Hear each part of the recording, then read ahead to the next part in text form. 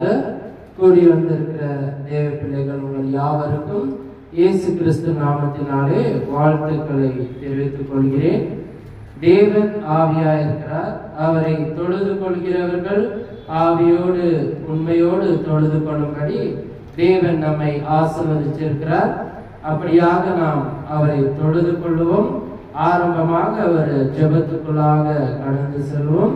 அனைவரும் எழுந்து நின்று தலைகளை தாழ்த்தி நாம் ஜெபம் செய்வோம்.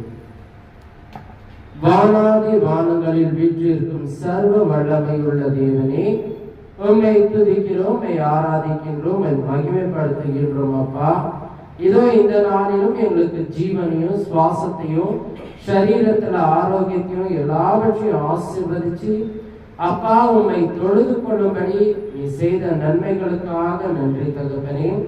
நாங்கள் எப்போதும் உண்மையோடு உம்மை அப்பா பிதாவே என்று அழைக்கும் அந்த புத்திர ஸ்வீகார பாக்கியத்தை எங்களுக்கு தந்ததுக்காக நன்றி தகப்பனே. இதோ நீதிமான்களுடைய வார்த்தைகளை கேட்கின்ற தேவன் நீர். நாங்கள் அப்படியாக உமது கண்கள் முன்பாக நீதிமான்களாக இருக்கும்படியும் எங்களை ஆசீர்வதிச்சு பலப்படுத்துங்க அப்பா.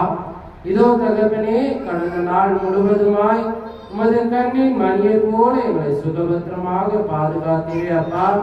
எல்லாவற்றிலும் உம்முடைய வார்த்தையை கொண்டு எங்களை பலப்படுத்தின தகப்பனே.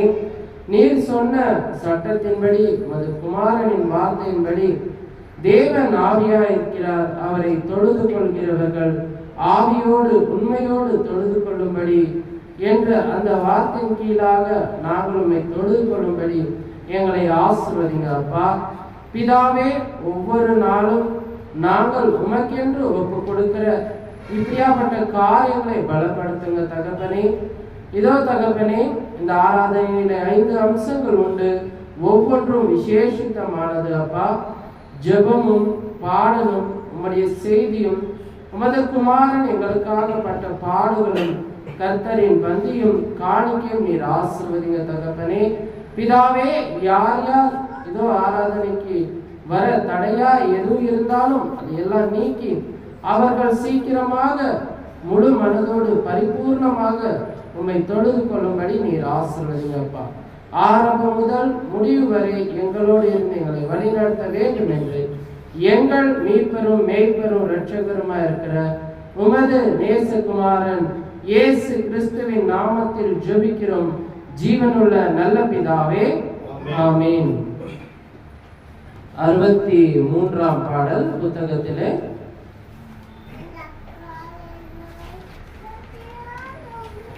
உன்னதமானவரின் உயர் மறைவினில் இருக்கிறவர் சர்வ வல்லவரின் நிழலில் தங்குவான் என்ற பாடலை தேவனை மகிமைப்படுத்தி நாம் இந்த பாடலை ஏறெடுப்போம். உன்னதமானவரின் உயர் மறைவினில் இருக்கிறவர் சர்வ வல்லவரின் நிழலில் தங்குவான். இது பரமசிலாகியமே. சர்வ வல்லவரின் நிழலில் தங்குவான். இது பரமசிலாகியமே. அவர் சேட்டையின் கீழ் அடைக்கலம் புகவே தம் சிறகுகளால் மூடுவார். அவர் சேட்டையின் கீழ் அடைக்கலம் புகவே தம் சிறகுகளால் மூடுவார். தேவன் என் அடைக்கலமே, என் கோட்டையும் அரணுமவர். அவர் சக்தியும் பரிசையும் கேடகமும் என் நம்பிக்கையும் அவரே. அவர் சக்தியும் பரிசையும் கேடகமும் என் நம்பிக்கையும் அவரே. அவர் சேட்டையின் கீழ் அடைக்கலம் புகவே தம் சிறகுகளால் மூடுவார். அவர் சேட்டையின் கீழ் அடைக்கலம் புகவே தம் சிறகுகளால் மூடுவார். இரவில் பயங்கரத்துக்கும் பகலில் பறக்கும் அம்புக்கும் இருளில் நடமாடும் கொள்ளை நோய்க்கும் நான் பயப்படவே மாட்டேன். இருளில் நடமாடும் கொள்ளை நோய்க்கும் நான் பயப்படவே மாட்டேன். அவர் சேட்டையின் கீழ் அடைக்கலம் புகவே தம் சிறகுகளால் மூடுவார். அவர் சேட்டையின் கீழ் அடைக்கலம் புகவே தம் சிறகுகளால் மூடுவார். உன் வழிகளெல்லாம் உன்னை தூதர்கள் காத்திடுவார். உன் பாதங்களில் இடராதபடி தங்க கரங்களில் ஏந்திடுவார். உன் பாதங்களில் இடராதபடி தங்கள் கரங்களில் ஏந்திடுவார்.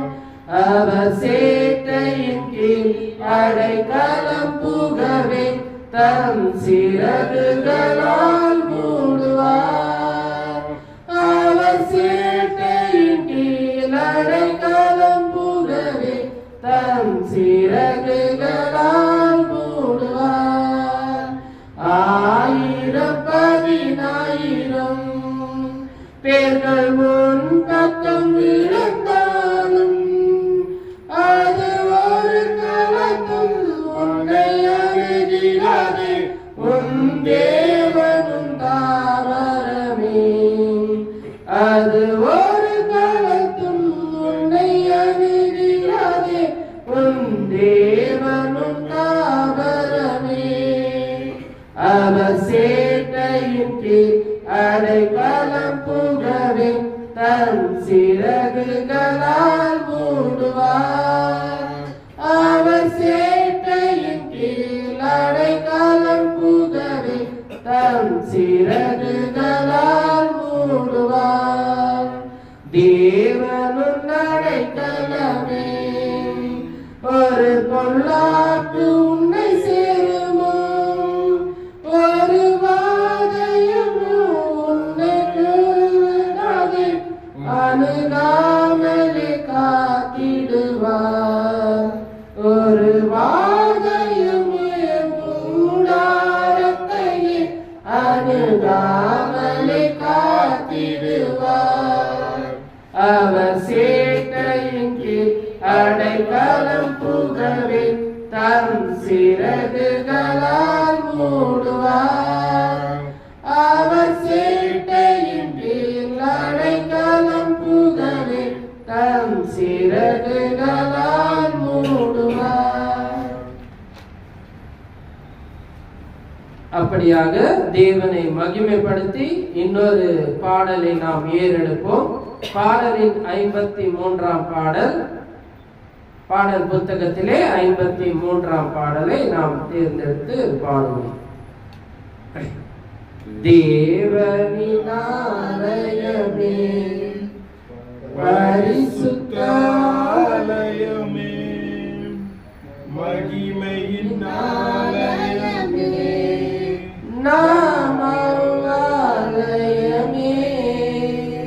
தேவனின் ஆலயமே இயேசுவின் இரத்தத்தால் மீட்கப்பட்டோம். அவருக்காய் கிரியமாய் கொல்லப்பட்டோம். இயேசுவின் இரத்தத்தால் மீட்கப்பட்டோம். அவருக்காய் கிரியமாய் கொல்லப்பட்டோம். தேவனின் வார்த்தையால் நிரப்பப்பட்டோம். நாம் தேவ பிள்ளைகளானோம். அவர் சொந்த ஜனமானோம். தேவனின் வார்த்தையால் நிரப்பப்பட்டோம். நாம் தேவ பிள்ளைகளானோம். அவர் சொந்த ஜனமானோம். தேவனின் ஆலயம் நாம் இனி நம்முடையவர்களல்ல, அவரே சரீரத்தின் சொந்தமானவர். நாம் இனி நம்முடையவர்களல்ல, அவர் நம் சரீரத்தின் சொந்தமானவர். வஞ்சிக்கப்படாமல் தீட்டுப்படுத்தால் பரிசுத்த காத்துக் கொள்வோம்.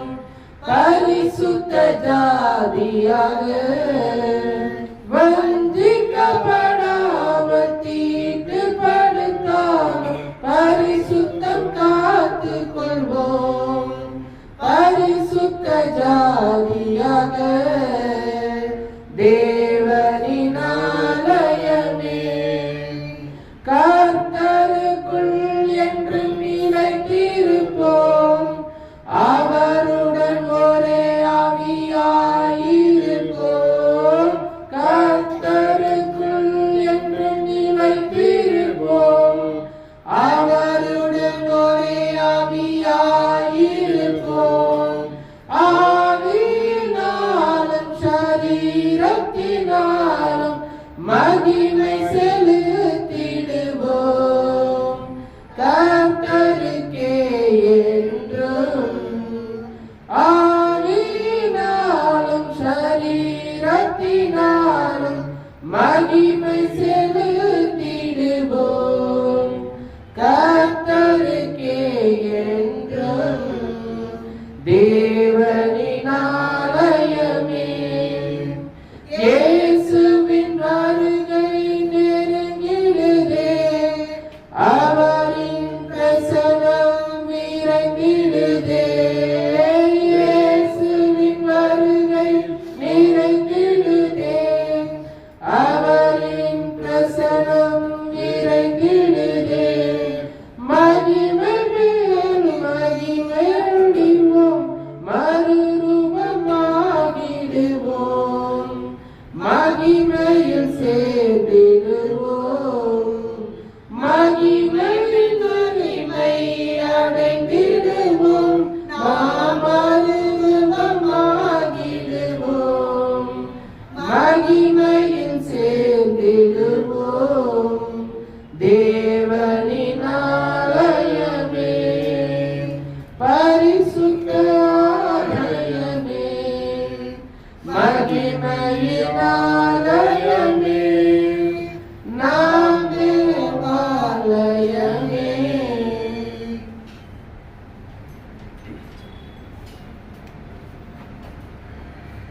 பாடலிலே பாடிய சபையாருக்கு இயேசு கிறிஸ்து மூலமாக வாழ்த்துக்களை தெரிவித்துக் கொள்கிறோம். இப்பொழுதாக வேத வாசிப்புக்குள்ளாக நாம் கடந்து செல்வோம். வேத வாசிப்பானது 1 கொரிந்தியர் 5ஆம் அதிகாரம் 4லிருந்து 10 வரைக்கும் வசனத்தை நாம் வாசிக்க கேட்போம். நான் கன்னடத்தில் வாசிக்கிறேன். 1 கொரிந்தியர் 5ஆம் அதிகாரம் வசனம் 4லிருந்து 10 வரைக்கும் வாசிக்க கேட்போம்.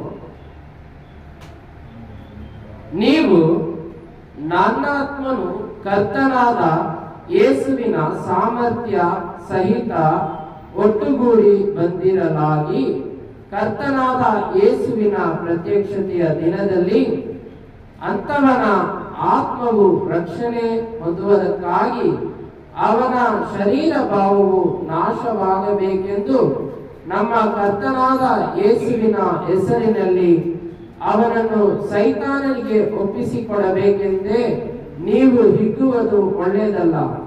ಸ್ವಲ್ಪ ಹುಳಿ ಕಲಿಸಿದರೆ ಕಣಿಕವೆಲ್ಲ ಹುಳಿಯಾಗುತ್ತೆಂಬುದು ನಿಮಗೆ ತಿಳಿದಿದೆಯೋ? ನೀವು ಹುಳಿ ಇಲ್ಲದವರೆನಿಸಿಕೊಂಡಿದ್ದರಿಂದ ಹಳೆ ಹುಳಿಯನ್ನು ತೆಗೆದುಹಾಕಿ ಹೊಸ ಕಣಿಕ ತಂಗಿರಿ. ಯಾಕೆಂದರೆ ನಮ್ಮ ಪಾಸ್ಕಾದ ಯಜ್ಞದ ಕುರಿಯು ಕೊಯ್ಯುತ್ತದೆ. ಆದಾವದರಂತೆ ಕ್ರೈಸ್ತನೇ ಆದ ಕಾರಣ ನಾವು ಹಳೆಯ ಹುಳಿಯನ್ನು, ಅಂದರೆ ದುರ್ಮಾರ್ಗಕ್ಕೂ ದುಷ್ಟತ್ವವು ಎಂಬ ಹುಳಿಯನ್ನು ಇಟ್ಟುಕೊಳ್ಳದೆ ಸರಳತೆ ಸತ್ಯತೆ ಎಂಬ ಹುಳಿಯಿಲ್ಲದ ರೊಟ್ಟಿಯನ್ನೇ ತೆಗೆದುಕೊಂಡು ಹಬ್ಬವನ್ನು ಆಚರಿಸೋಣ. ಜಾರರು ಸಹವಾಸ ಮಾಡಬಾರದೆಂದು ನನ್ನ ಪತ್ರಿಕೆಯಲ್ಲಿ ಬರೆದಿದ್ದೇನಷ್ಟೇ. ಈ ಲೋಕದಲ್ಲಿರುವ ಜಾರರು, ಲೋಭಿಗಳು, ಸುಳ್ಳು ಕೊಡುವವರು, ವಿಗ್ರಹಾರಾಧಕರು ಇವರ ಸಹವಾಸವನ್ನು ಬಿಟ್ಟು ಬಿಡಬೇಕೆಂದು ನನ್ನ ತಾತ್ಪರ್ಯವಲ್ಲ. ಹಾಗೆ ಬಿಡಬೇಕಾದರೆ ನೀವು ಈಗ ಲೋಕವನ್ನೇ ಬಿಟ್ಟು ಹೋಗಬೇಕಾಗುವುದು. தொடர்ந்து நம்ம தமிழில் வாசித்து தரும்படி ராஜன் பிரதரை சபையின் சார்பாக அழைக்கிறோம்.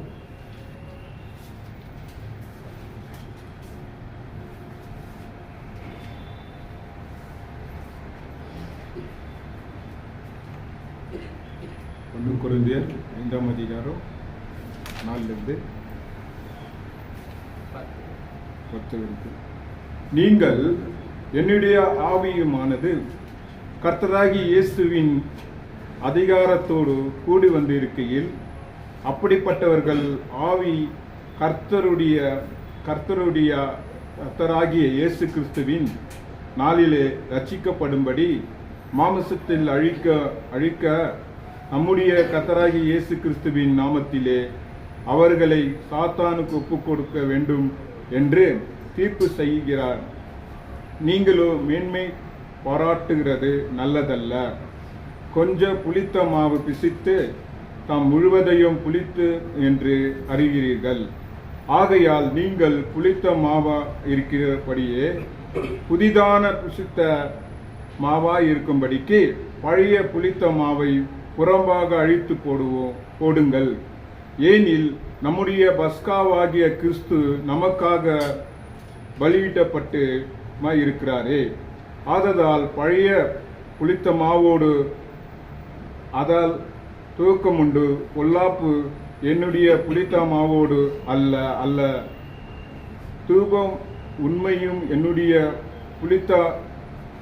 புளித்த அப்பத்தோடு பஸ்காவை ஆசரிக்க கடவோம். உபச்சாரரோடு கலந்திருக்க கூடாது என்று நிருப்பத்தினால் உங்களுக்கு எழுதுகிறேன். ஆகையால் இவ்வுலகத்தில் உள்ள உபச்சாரக்காரரோடு பொருளாசக்காரரோடு கொண்டிருக்கிறார். விக்கிராராதனைக்காரும் இவர்களோடு எவ்வளவோ கலந்து இருக்க கூடாது என்று நான் எழுதவில்லை. இப்படியானால் நீங்கள் உலகத்தை விட்டு நீக்க வேண்டுமென இருக்குவோம். ஆமென்.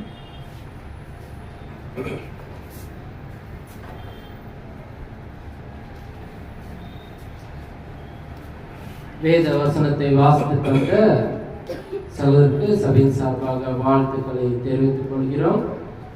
இப்பொழுதாக நாம் தேவ செய்திக்குள்ளாக கடந்து செல்வோம். அதற்கு முன்பாக ஒரு ஜெபத்தை நாம் செய்து தேவ செய்திக்குள்ளாக கடந்து செல்வோம். ஜெபம் செய்வோம்.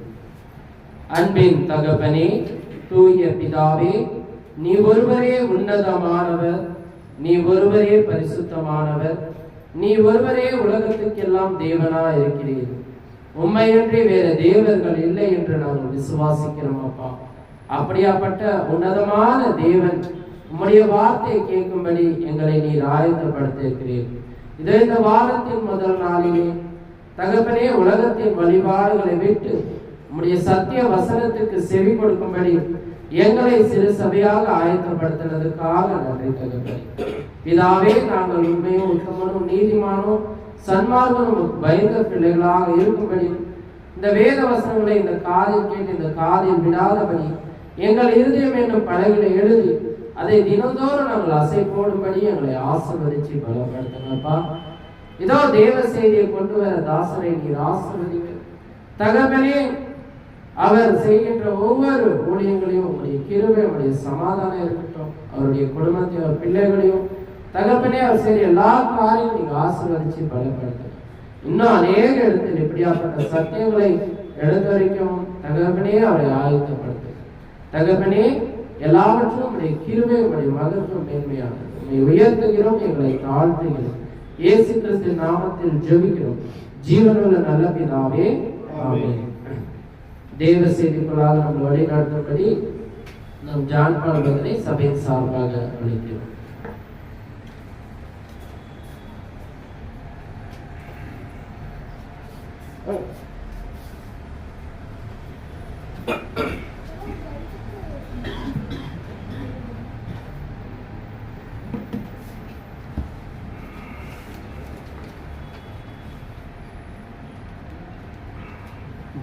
பரிசுத்த நாமத்துக்கு ஸ்தோத்திரம். தேவனை ஆவியோடும் உண்மையோடும் தொழுது கொள்ளும்படியாக கூடி வந்துள்ள சபையார் யாவருக்கும் இயேசு கிறிஸ்துவின் நாமத்தினாலும் தேவனாகிய பிதாவுடைய நாமத்தினாலும் ஸ்தோத்திரங்களும் வாழ்த்துதலும். ஒரு வசனத்தை வாசித்துவிட்டு செய்திக்குள்ள கடந்து செல்வோம். லூக்கா எழுதின சுவிசேஷம் அதிகாரம் 12 வசனம் 32.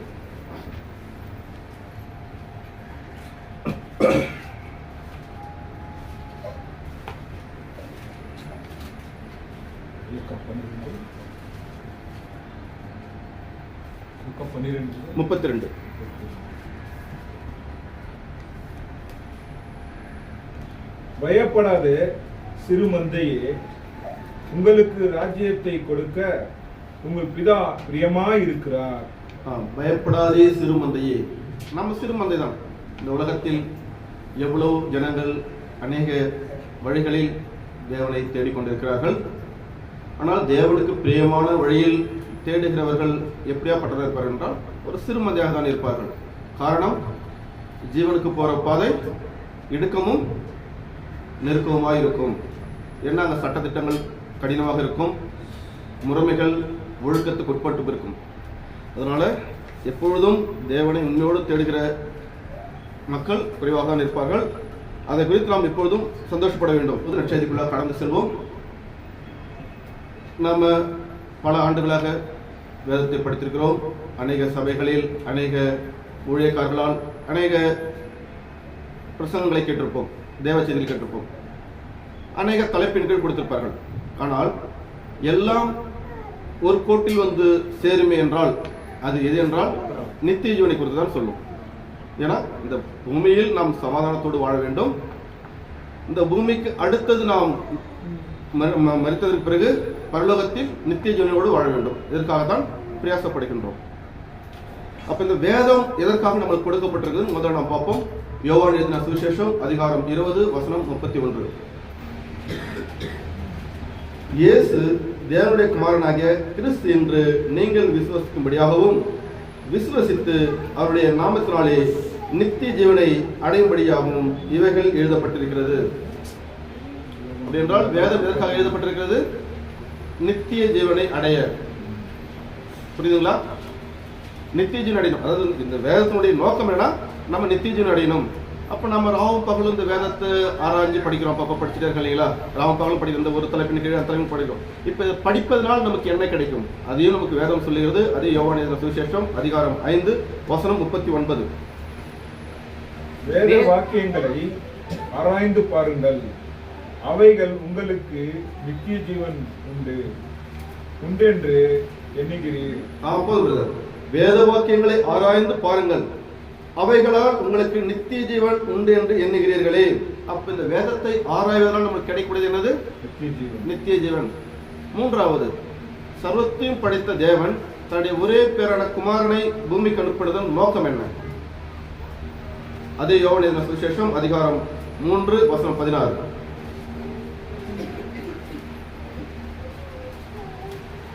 தேவன் தம்முடைய ஒரே பேரான குமாரனை விசுவாசிக்கிறவனோ அவன் கெட்டு போகாமல் நித்திய ஜீவனை அடையும்படிக்கு அவரை தந்தருளை இவ்வளவாய் உலகத்தில் அன்பு கூர்ந்தார். அப்ப கிறிஸ்து பூமிக்கு வந்த நோக்கம் என்ன?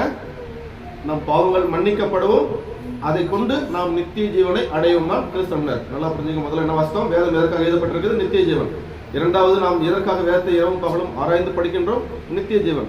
மூன்றாவது, தேவன் தன்னுடைய ஒரே பேரான குமாரனை பூமி கொடுத்த நோக்கம் நித்திய ஜீவன். நான்காவது, இப்போ இந்த ஒரு சிறு கூட்டமாக அமர்ந்து தேவனை ஆராதிக்கிறோம் இல்லையா? கடவுளை பற்றின அந்த தேடுதல் இருக்குது இல்லையா? ஏன் இதுக்குள்ள என்ன வைத்திருக்காரு அதையும் சொல்லுகிறார். அதே யோவான் எழுதின அதிகாரம் சுவிசேஷம் அதிகாரம் 17 வசனம் 3.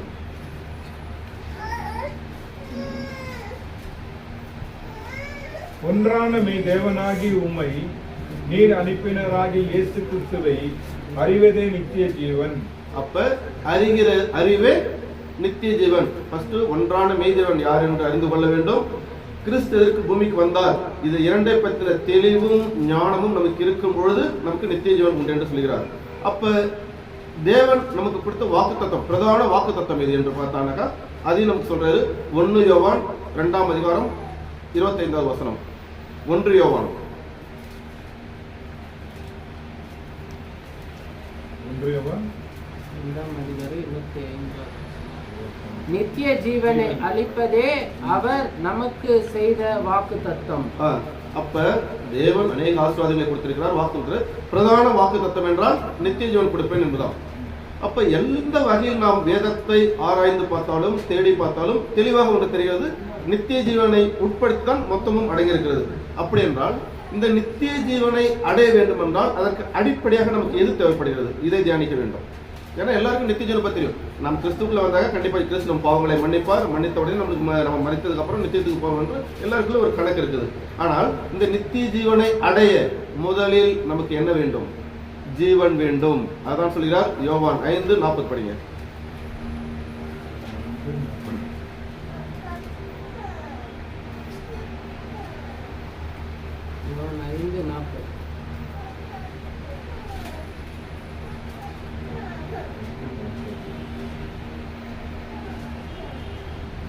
அப்படி இருந்தும் உங்களுக்கு ஜீவன் உண்டு என்படி என்னிடத்தில் வர உங்களுக்கு மனதில்லை. அப்படி என்றால் முதலில் நித்திய ஜீவனை அடைய ஜீவன் வேண்டும். அதாவது நித்திய ஜீவன் இதை பிரிச்சு பார்த்தீங்கன்னா, நித்தியம் என்றால் அழிவில்லாதது, ஜீவன் என்றால் வாழ்க்கை. அழிவில்லாத வாழ்க்கை வேண்டும் என்றால் முதலில் நம்மளுக்கு என்ன வேண்டும்? வாழ்க்கை வேண்டும். நல்லா புரிஞ்சுங்க. பைபிள்ல ஜீவன் சொல்லிட்டு வரும். ஜீவனை 2 வகையா சொல்லும். ஒன்னு உயிரையும் குறிக்கும், இன்னொன்னு வாழ்க்கையும் குறிக்கும். ஏன்னா நீங்க இங்கிலீஷ் பைபிள் படிச்சு பாருங்க, 6:63 சொல்லுவார் யோவான்ல, நான் கூறும் வசனங்கள் ஆவியும் ஜீவனுமாய் இருக்கிறது. நாம இது ஆங்கிலத்தில் படிச்சோம்னாக்கா ஸ்பிரிட் அண்ட் லைஃப்னு சொல்லுவார். புரிஞ்சுங்க. அப்ப உயிர் வேற ஜீவன் வேற. தமிழ்ல பார்த்த ஜீவன்ன்றது சமஸ்கிருத வார்த்தை, ஆனா தமிழ் அதுக்கான மொழிபெயர் பார்த்தீங்கன்னா வாழ்க்கைன்னு வரும். சரிங்களா? அப்ப இந்த நித்திய ஜீவனை அடைய வேண்டும் என்றால் முதலில் நமக்கு ஜீவன் வேண்டும், அது வாழ்க்கை வேண்டும். அப்ப இந்த வாழ்க்கை யார்கிட்ட இருக்கிறது? அந்த வாழ்க்கை யார் வச்சிருந்தது? முதல்ல மனிதனுக்கு எப்படி உண்டாச்சு? இப்படி நாம் படிக்கும்போது யோவான் 1:4 படிங்க.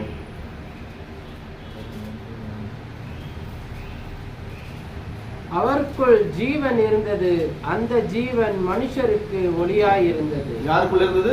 இயேசு கிறிஸ்துக்குள்ள ஜீவன் இருந்தது, அந்த ஜீவன் மனிதருக்கு ஒளியாய் இருந்தது. அது அப்படி தொடங்கும். 9 படிச்சீனாக்கா, பூமியில பிறந்த எந்த மனுஷனும் பிரகாசிக்கிற ஒளியே அந்த மெய்யான ஒளி. அப்படி என்றால் நன்றாக புரிந்து கொள்ளுங்கள். நாம் சொன்ன மாதிரி நித்திய ஜீவனை அடைய வேண்டும் முதல் நமக்கு ஜீவன் வேண்டும். இந்த ஜீவனை பற்றின தெளிவு இல்லாமல் நாம் எத்தனை சபைகளுக்கு போனாலும், எவ்வளவு வேதத்தை வாசித்தாலும், எத்தனை தலைப்பின் கீழ் வசனத்தை வாசித்தாலும் ஒன்றும் பயனளிக்காது. ஒன்றே ஒன்றுதான் வேதத்துடைய நோக்கம், நித்திய ஜீவனை அடைய வேண்டும். அதற்கு நீங்கள் ஜீவன் பெற வேண்டும். ஜீவன் பெற வேண்டும் என்றால் கிறிஸ்துக்குள்ள வர வேண்டும். சரிங்களா? அப்ப அவருக்குள் ஜீவன் இருந்தது, இந்த ஜீவன் மனுஷனுக்கு ஒளியா இருந்துச்சுன்னு சொல்றாரு. அப்ப அந்த ஜீவனுக்கு போற பாதை, அந்த பாதை எங்க இருக்கிறது? அந்த பாதையை கண்டுபிடிக்கணும். அதுல படிங்க, யோவான் 14:6 படிங்க. அதற்கு இயேசு, நானே வழியும் சத்தியமும் ஜீவனுமாய் இருக்கிறேன், என்னை அல்லாமல் ஒருவனும் பிதாவினிடத்தில் வரான். வேதம் தெளிவாக சொல்லுகிறது, நானே வழி, நானே சத்தியம், நானே ஜீவன். அப்படி என்றால் நீங்க ஜீவனுக்கு போகணும்னாக்கா அதுக்கு முன்னாடி இருக்கிற பாதைகளை நீங்க பாருங்கன்றாரு. ஜீவன் அடையலாம், அதுக்கு முன்னாடி சத்தியங்குது, அதுக்கு முன்னாடி வழி. அப்ப வழி கண்டுபிடிச்சிட்டோம். இந்த உலகத்துல இருக்கிற எல்லாருமே வழியை கண்டுபிடிச்சிட்டோம். என்னது? கிறிஸ்து கிட்ட போனா பாவங்களை மன்னிப்பாரு, மன்னிச்சா நித்தியத்துக்கு விடுவோம். அப்ப வழியை கண்டுபிடிச்சிட்டோம். அதுக்கப்புறம் எதை கண்டுபிடிச்சு சொல்றாரு?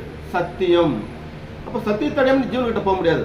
புரியுது இல்ல? அப்ப அந்த பாதை எப்படி இருக்குன்னு சொல்றாரு. ஏன்னா பாதையை கண்டுபிடிச்சிட்டோம், கிறிஸ்துக்குள்ள வந்துட்டோம். அப்ப பாதை என்னது? வாரம் சண்டே ஆனா சபைக்கு போகணும், ஒரு 1 hour உட்காரணும், பந்து எடுத்தோமா வீட்டுக்கு போயிட்டா நம்மளுக்கு ஜீவன் கிடைச்சிருன்ற ஒரு மனநிலையில அதிக பேர் இருக்கிறாங்க. ஆனா அப்படி கிடையாது. அந்த பாதையை பத்தியும் வேதம் நம்மளுக்கு சொல்லுகிறது. அந்த பாதை எப்படி இருக்குமா? மத்தேயு 7:14.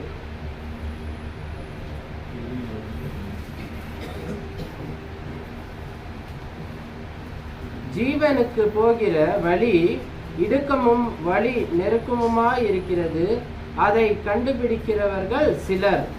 அந்த பாதை தான் இடுக்கமும் நெருக்கமா இருக்கும், அதை கண்டுபிடிக்கிறவங்களே சிலர் என்று சொல்கிறார். அப்படின்ற அந்த சிலர் தான் நாம். ஏன்னா கேட்டுக்கு முதல் வாசத்தை படிச்சினாக்கா, கேட்டுக்கு போற வாசல் விசாலமும், கேட்டுக்கு போற வாசல் முன்னாடி இல்ல 13. இடுக்கமும் வழி, இடுக்கமான வாசலை உட்பிரவேசியுங்கள், கெட்டு போகிறவர்களுக்கு விரியும் வழி விசாலமாய் அது பெருசா இருக்கும். அங்க நிறைய பேர் போவாங்க. ஏன்னா அங்க வந்து அவங்க அதாவது கண்டுக்க மாட்டாங்க. ஊழியக்காரனாக்கா ஒரு பணக்காரப்பா ரொம்ப கூட்டம் வந்தா போதுங்கிறப்பா, நம்மளுக்கு ஆள் கணக்காட்டணும் அந்த மாதிரி சொல்லிட்டு இந்த ஒரு நோக்கம் அது வந்து வழி பெருசா இருக்கும். ஏன்னா அங்க ஒரு டிசிப்ளின் இருக்காது. சபைக்கு ஏன் வரணும், அவருடைய முறைமை என்ன, சட்டத்திட்டங்கள் என்ன, நம்ம இன்னைக்கு வசனம் படிக்கும்போது படிச்சோம். கொஞ்சம் புளித்தது முழுசி கட்டு போயிடும். ஒருவனுக்குள்ள ஒழுக்கம் இல்லையா, சபைக்கு வரான் 1 வாரம் 2 வாரம் 3 வாரம் பார்க்கலாம், சரியான ஒழுக்கம் இல்லை, வேதத்துக்கு உட்பட்டு அவன் சபைக்குள்ள நடந்து கொள்ளவில்லை என்றால் உடனே வெளியிட்டு போட்டுடுங்க. ஏன்னா கொஞ்சம் புளித்தது எல்லாரையும் கெடுத்து போட்டுடும். அது நாம பண்ண வேணாம்.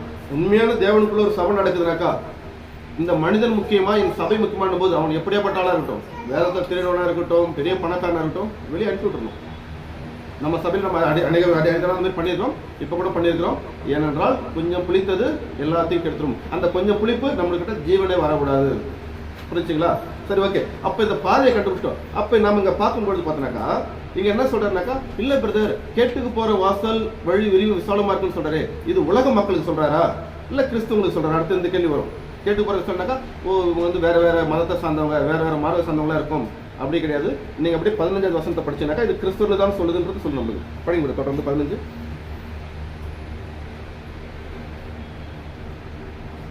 கள்ள தீர்க்கதரிசிக்கு எச்சரிக்கையா இருங்கள். அப்ப யாருக்கு இதை சொல்றாரு? கள்ள தீர்க்கதரிசிகள். அப்ப இன்னைக்கு கிறிஸ்துவத்துக்குள்ள அநேக கள்ள தீர்க்க தரிசனங்கள் வந்து விட்டது. இதுதான் நம்ம திருப்பி படிக்கும்போது லூக்கா 12:1 படிக்கும்போது தொடர்ந்து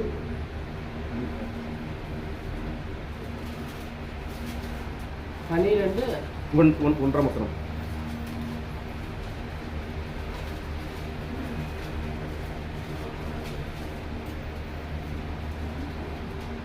அந்த அறுப்பினாலே அநேகமாய் இருக்கிற ஜனங்கள் ஒருவருக்கு யாவரும் யுத்தம் தக்க கூறி வந்து இருக்கையில் அவர் முதலாவது படிக்க தெளிவா.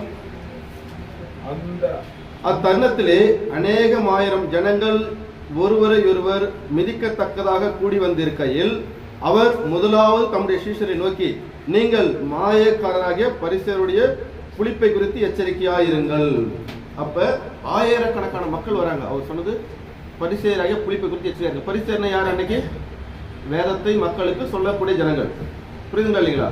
அப்ப ஏன்னா திருப்பியும் சொல்ற பாருங்க, சரியான உபதேசம் இல்லை என்றால், சரியான உபதேசம் தான் சத்தியத்தின் பாதை, அதான் ஜீவனுக்கு செல்கின்ற பாதை. ஏன்னா நம்ம இந்த வாழ்நாள் ஃபுல்லா 10 வருஷம் 20 வருஷத்துக்கு கூட சபைக்கு வந்து நம்மளுக்கு ஜீவன் பெறாம போயிட்டா எல்லாம் வேஸ்டப்படாம தான் என்ன சொல்றாரு? முதலாவது சொன்னது பரிசேயருடைய புளிப்பமாய் குறித்து எச்சரிக்கையார்கள். பரிசேயருடைய புளிப்பமாய் இருந்தது அவருடைய உபதேசங்கள். அவர்கள் வந்து தன்னுடைய சுயநலத்தை கொண்டு முயற்சி போய் பேசுவார்கள். வேதத்தை உட்படுத்தி பேச மாட்டீங்கன்னா, வேதம் வந்து சட்டத்திட்டங்களோட பேசும், ஞானத்தோட பேசும். ஏன்னா பழைய ஏற்பாட்டில் பார்த்தீங்கன்னாக்கா, ஆதாம் கிட்ட தேவன் முதல்ல ஜீவனை கொடுத்தார். தன்னுடைய கீழ்ப்படியாமல் என்ன பண்ணா? எழுந்து போனான். அவன் எழுந்தது எதை? ஜீவனை இழந்தான். ஏன்னா ஆதாம் படிக்கும்போது தன்னுடைய சாயலின்படி படிச்சு படிப்பேன். படிக்கிறா படிச்சுங்க. ஆதியாகமம் 1:26 படிக்கிறது. அதை படிச்சா உங்களுக்கு இன்னும் கொஞ்சம் தெளிவாக புரிய ஆரம்பிச்சிடும் என்ன சொல்ல வரேன்றது. ஆதியாகமம் 1:26. பின்பு தேவன் நமது சாயலாகவும் நமது ரூபத்தின்படியும் மனுஷனை உண்டாக்குவோமாக, அவர்கள் சமுத்திரத்தின் தமது சாயலின்படி ரூபத்தின்படி மனுஷனை படைச்சார். அப்ப படைச்சார்னா அப்ப மனிதனுக்குள்ள அவர் எதை கொடுத்தார்? மனிதனை உருவாக்குறதுக்கு அப்புறம் எதை கொடுத்தார்? நீங்க அப்படியே தொடர்ந்து படிச்சுனாக்கா 2ஆம் அதிகாரம் 7வது வசனத்தை படிக்கும்போது,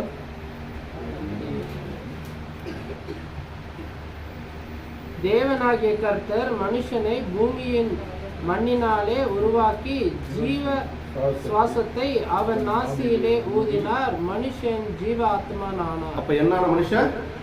ஜீவ ஆத்மாவாக ஆனான். நல்லா புரியுதுங்களா? அப்ப தேவன் மனுஷனுக்கு ஒரு கட்டளை கொடுத்தார்.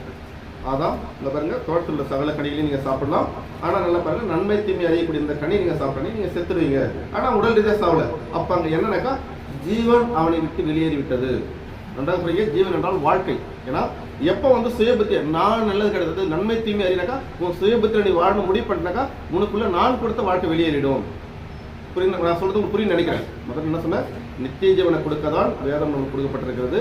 ஆனா நித்திய ஜீவன் அடைய ஜீவன் அடைய வேண்டும். இந்த ஜீவன் முதல்ல எங்க கொடுத்தாரு? ஆதாம் கிட்ட கொடுத்தாரு. அப்புறமேட்டு ஆதாம் தொலைச்சிட்டோம். ரெண்டாவது இந்த ஜீவன் எட்டு வந்து எங்க வச்சாரு? நியாய பிரமாணத்துக்குள்ள வச்சாரு. வாசிக்கலாங்களா? லேவியர் 18:5 படிங்க. அவைகளால் பிழைப்பான். அவைகளால் பிழைப்பான். அதாவது பிழைக்கிறதா வாழ முடியும். அதாவது என்னுடைய நியாயப்பிரமாணத்தை எவன் கை கொள்றானோ அதனால வாழ. இதே இன்னொரு இடத்துல கூட சொல்லுவாரு, உபாகமம் 30:15 படிங்க.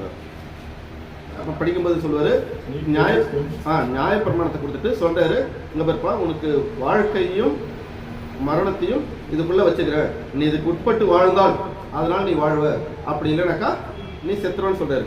நல்லா புரிந்து கொள்ளுங்கள். தேவன் நித்திய ஜீவனுக்கு கொடுப்பதற்கு முதலில் நமக்கு கொடுக்க இருப்பது ஜீவன். இந்த ஜீவனை பெற்றுக் கொடுத்தார். மூணாவது நம்ம பார்த்தோம்னாக்கா புதிய ஏற்பாடு வச்சிருப்பாரு. சொல்றாரு இல்லையா, ஏன் சொல்ல இல்லையா, 5:40 நம்ம படிச்சு இல்லைங்களா, உங்களுக்கு ஜீவன் உண்டாகும்படி என்னிடத்தில் வர மனதில்லாத இருக்கின்றீர்கள். அப்ப நல்லா புரிஞ்சுட்டோம். ஸ்டெப் ஸ்டெப்பா நம்ம பார்த்துட்டு வரும்போது அந்த வழி இடுக்குமா இருக்குன்னு சொல்லிட்டாரு.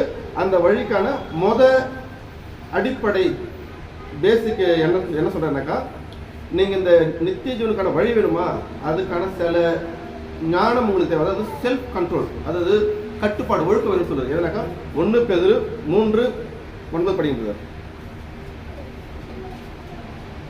10 படிங்க. 1 பேதுரு 3:10.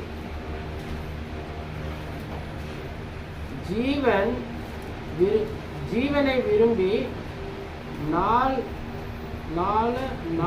விரும்பி நல்ல நாட்களை காண வேண்டும் என்கிறவன் பொல்லாப்புக்கு தன் நாவையும் கபடத்திற்கு தன் உதட்டையும் விலக்கி காத்து பொல்லாப்பை விட்டு நீங்கி நன்மை செய்து சமாதானத்தை தேடி அதை பின்தொடர கடவன். அப்ப இங்க என்ன சொல்றாருனாக்கா, அப்ப நம்ம என்ன பண்றோம், ஜீவனை விரும்புறோம். இந்த பூமியில வாழ நம்மளுக்கு என்ன வேண்டும், கண்டிப்பாக ஜீவன் வேண்டும். அப்ப ஜீவனை விரும்புறியா நீ? 10 முதல் வரி அதான் பட்டுவான். ஜீவனை விரும்பி நல்ல நாட்களை காண வேண்டும் என்று இருக்கிறவன். அப்ப ஜீவன் விரும்பினாக்கா பொல்லாப்பு தன் நாவு அடக்கணும்னு சொல்றாரு. ஃபர்ஸ்ட் இந்த ஜீவன் 2 இடத்துல வச்சிருக்காரு. ஒன்று வந்துட்டு சபைக்குள்ள வச்சிருக்காரு, 2வது என்னுடைய தனிப்பட்ட ஒழுக்கத்தில் வச்சிருக்காரு. புரியுதுங்களா? புரிஞ்சுங்க. நித்திய ஜீவன் அடையணும். நித்திய ஜீவன் அடைறதுக்கு ஜீவன் வேண்டும். இந்த ஜீவனுக்கு போனாக்கா இயேசு கிறிஸ்து கிட்ட வரணும். இயேசு கிறிஸ்து தான் ஜீவன் இருக்குது. இந்த ஜீவனுக்கு போற வாசல் ரொம்ப இடுக்கமா இருக்குன்றாரு. அந்த இடுக்க தப்பு ஜீவனை நீ விரும்புறியா, இன்னும் பொல்லாப்புக்கும் நாவு அடக்கு. ஏன்னா 2வது எங்க வச்சிருக்காருன்னு பாத்தீங்கன்னாக்கா, அது யோவான் 6:53 படிக்கிறது.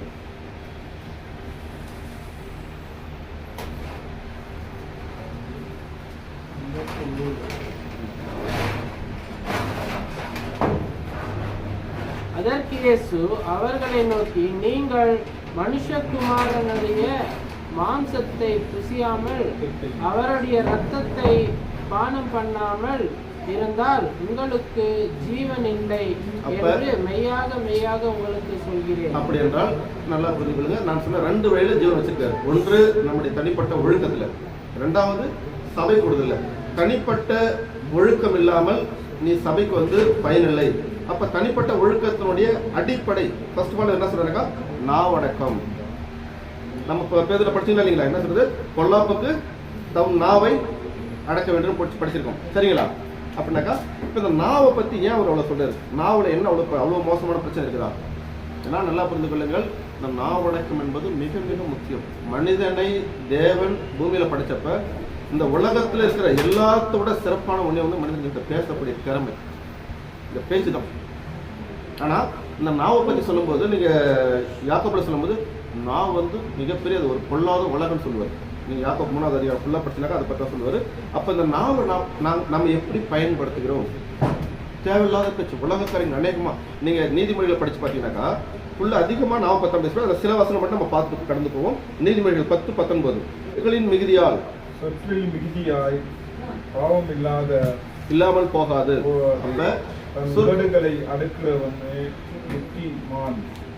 அப்ப என்ன சொல்றாரு, சொற்களின் மிகுதியால் பாவம் இல்லாமல் போகாது. நன்றாக புரிந்து கொள்ளுங்கள். ஜீவனுக்கு போக வேண்டும் என்றால் 2 பாதைகள். ஒன்று தன்னுடைய குணாதிசயத்தின் மாற்றம், 2வது சபைக்கு.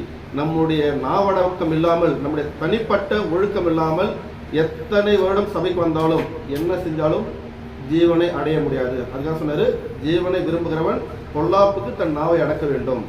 அப்ப நாவை அடக்கனாக்கா அதிகமா பேசக்கூடாதுன்னு சொல்றாரு நீதிமொழிகள். ஏன்னா நல்லா புரிஞ்சுங்க, யோபு, சங்கீதம், நீதிமொழிகள், பிரசங்கி, இந்த 4 பத்தி பார்த்தீங்கன்னா, யோபு புத்தகத்தை நீங்க பார்த்தீங்கன்னாக்கா ஒரு மனுஷனுடைய வாழ்க்கையில என்ன மாரி போராட்டம் வந்தாலும் கடவுளோடு எப்படி ஒரு ஒன்றித்து வாழ முடியும், சகிச்சு வாழ முடியும், ஞானத்தை எடுத்துக்கலாம்.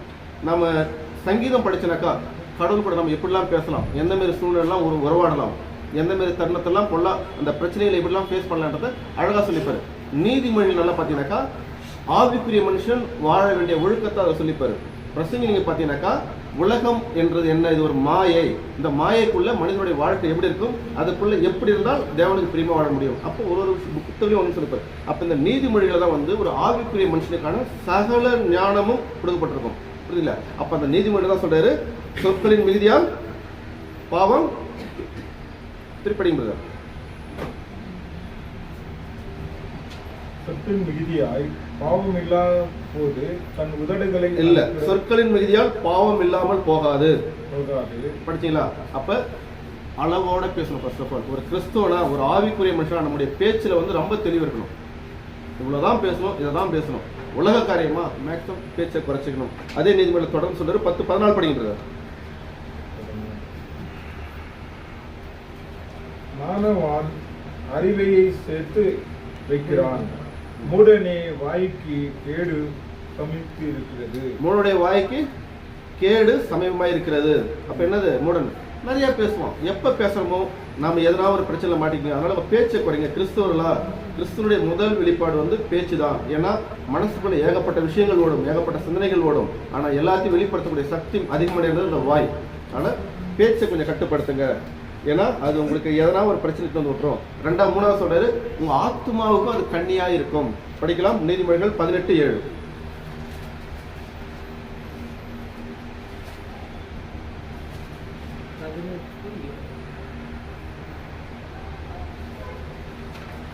மூடனுடைய வாய் அவனுக்கு கேடாவான், உதடுகள் ஆத்மாவுக்கு கண்ணி.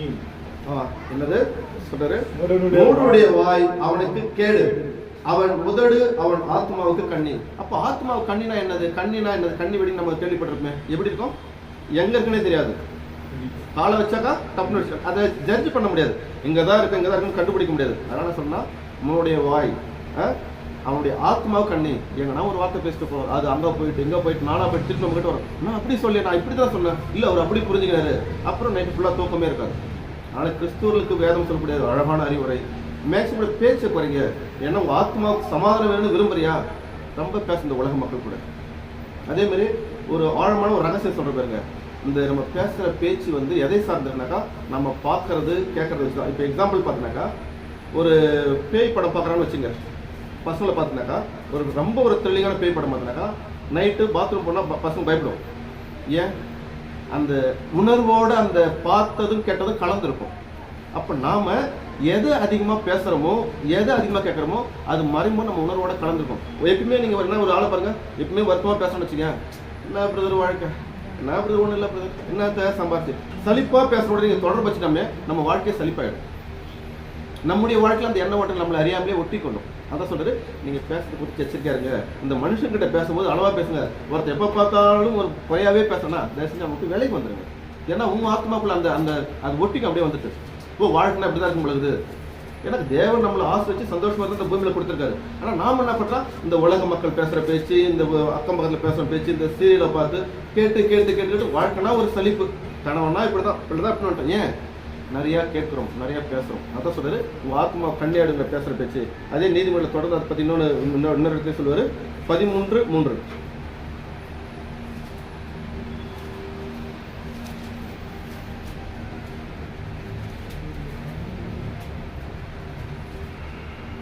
தன் வாயை காக்கிறவன் தன் பிராணை காக்கிறான். முதல்ல என்ன சொன்னாரு? ஆத்மாவுக்கு கண்ணியா இருக்கின்றாரு. இந்த இடத்துல சொல்றாரு, தன் வாயை காக்கிறவன் தன் பிராணனை காக்கின்றான், உயிரை காத்துக் கொள்கின்றான். ஏன்? ஜீவனுக்கு போகணும். அதற்கு நம்முடைய பேச்சும் நம்முடைய சிந்தனை மிக முக்கியம்னா நம்ம சிந்திக்கிறதா நம்ம வாயில வரும், நம்ம வாழ்க்கையில யோசனை பண்ணிருந்தா நம்ம வாயில வரும். அதனால இந்த பேச்சை குறித்து நம்ம பேச்சிருக்காங்க நிறைய இருக்குது. நான் இப்பதான் இந்த பேச்சை பத்தி எடுத்துருக்கேன். இன்னும் பேச்சு, அதுக்கப்புறம் கோவங்குது, அதுக்கப்புறம் சிந்தனையில் இருக்கிற ஏகப்பட்ட பிரச்சனை இருக்குது. அந்த ஒரு வெறுப்பு நிறைய விஷயம் இருக்குது. ஒன்று கடந்து போது வாயை பார்த்துட்டு அப்புறம் ஒரு இதுவாக கடந்துட்டு போவோம். சொல்லுங்களா? சரி, ஓகே. அப்ப என்ன சொல்றேன்னாக்கா தன் வாயை படிக்கப்படுது, தன் வாயை காக்கிறவன் தன் பிராணனை காக்கிறான். அப்ப நம்முடைய வாழ்க்கையை நம்ம காத்துக்கணுமா, நம்ம ஜீவன் இருக்கணும்னா அதிகம் பேசாதீங்க. ஏன் இதை பத்தி பேச்சை பத்தி மட்டுமே நிறைய சொல்லியிருக்காரு நீதிமொழிகள்ல. கடவுளை பத்தி எவ்வளவு விஷயம், ஏன் பேச்சை பத்தி பேசுறாரு?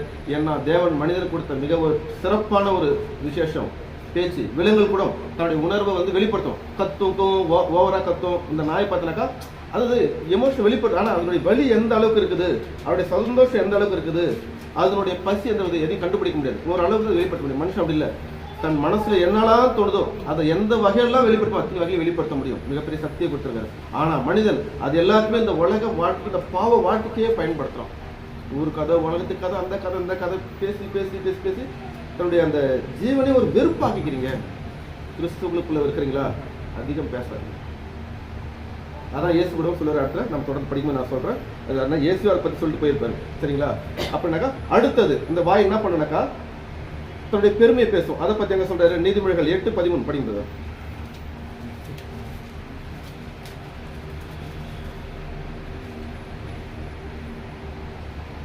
தீமை வெறுப்பதே கர்த்தருக்கு பயப்படுகிற பயம். தீமையை வெறுப்பதே கர்த்தருக்கு பயப்படுகிற பயம். அப்படின்னா தீமை என்றால் என்ன சொல்லிட்டு அடுத்து சொல்றாரு? தீமை என்றால் என்னது? முதல் தேவனுக்கு முன்பாக தீமையாக காணப்படுவது என்னது? பெருமை. இந்த வாய் ரொம்ப பெருமை பேசு தன்னை பத்தி. எல்லாம் ப்ராப்பர்ட்டி ஊர்ல மட்டும் இவ்வளவு வாடகை வருது, வீட்டுல 2 இடம் இருக்குது, எங்களை மாதிரிலாம் பர்ஃபெக்டா இருக்க முடியாது, எங்க வீட்டுக்காரம் இவ்வளவு அதிகமா இருக்கு, எங்க மனைவியா இப்படி பெருமை, தேவையில்லாத பெருமை. பணத்தை பத்தி, பொருளாதாரத்தை பத்தி, ஜீவனை பத்தி ரொம்ப பெருமை பேசும். தேவனுக்கு பிடிக்காது. இந்த மாய உலகத்துல எல்லாம் மாய என்ற அந்த அறிவு வரணும். வேதமாக தான் நம்மளுக்கு சொல்லுது. அதனால பெருமை பேசாதீங்க. சும்மா என்ன ஒரு ஃபங்க்ஷனுக்கு போயிடுவோம், மற்றவங்களை பார்க்கறதுக்காக ஒரு பெருமையா போய் நிற்போம். இந்த பெருமை கிறிஸ்தவங்களுக்கு ஆகாது. புரியுதுங்களா? ஏன்னா தேவனுக்கு எதிரான பகை இது. கர்த்தருக்கு பயப்படுற நீ முதல்ல ஒரு பெருமை பேசாத. இந்த பெருமை அழிச்சு போட்டுரும். அடுத்து என்ன சொல்ற? பெருமை அகந்தையும். அகந்தை. அகந்தை என்னது? நான், எனக்கு தெரியும் பிரதர், நான் பிறந்திருந்தா அப்படிதான் பிரதர், செல்லத்தை விட்டு கொடுப்பேன், செல்லத்தை விட்டு கொடுக்க மாட்டேன். இந்த அகந்தை உங்களுக்குள்ள இருக்கிறது. இந்த அகந்தை மாறாமல் ஜீவனை கண்டுபிடிக்க முடியாது. இந்த அகந்தையும் பேச்சில் ஏற்பட்டுரும், உள்ளுக்குள்ள இருக்கும். உள்ளுக்கு சொன்னேன், தமிழ்ல சொல்லுவாங்க, பேசாமல் இருந்தால் மூடனும் ஞானியாய் காணப்படுவான். ஏன் இல்லை? பேச மாட்டான், ரொம்ப சாந்தம். அவருக்கு தெரியுதா இல்லையான்றது அடுத்த விஷயம். பட் பேசலாலுமே இந்த உலகம் என்ன சொல்லுவோம்? ரொம்ப அமைதியான ஆள்பா. ஒரு முட்டாள கூட இருக்கலாம், ஒரு தன்னடக்கமாக கூட இருக்கலாம். ஆனால் பேசாமல் இருந்தால் இந்த உலகம் நம்மளை மிகவும் மதிக்கும். பேசுறியா? வசனத்தை பேசு, சத்தியத்தை பேசு. உலக காரியமா சாரி பேச நம்மளுக்கு இன்ட்ரெஸ்ட் கிடையாது. அரசியலா? எலெக்ஷன்ல யார் ஜெயிப்பாங்க? 4ஆம் தேதி பார்க்கலாம் பிரதர். எளிமையா சொல்லுங்க. இவர் இருக்குமோ, அவர் இருக்குமோ, மோடி இப்படி பண்ணா நல்லா இருக்கும், ஸ்டாலின் இப்படி பண்ண நல்லா இருக்கும். பேசாதீங்க. அகந்தை, உங்களுக்கு அகந்தை உண்டு பண்றோம். நான்லாம் 10 வருஷமா கழிச்சு நிற்கிறேன், நான் சொன்னா கரெக்டா இருக்கும். உலக மக்கள் பேசுறோம், கிறிஸ்துவ நீங்க பேசக்கூடாது. உலக காரியங்களை நீங்க ஈடுபடாதீங்க. இந்த உலகம் ஒரு மாயை, இது போய் இது சாத்தானுக்குள்ள கிடைக்கிறது. அப்ப நீ உலக காரியெல்லாம் பேசும்போது நீ சாத்தானுடைய காரியத்தை நீ பேசினிக்கிற. புரியுதுங்களா? அப்ப நீ கிறிஸ்துக்குள்ள இருக்கிறனாக்கா சத்தியம், வேதம் இதைதான் பேசணும். அடுத்தபடியாக இன்னொரு இடத்துல சொல்றாரு, அதை முடிச்சுட்டு அடுத்த பகுதி கடந்து போவோம். நீதிமொழிகள் 6:2.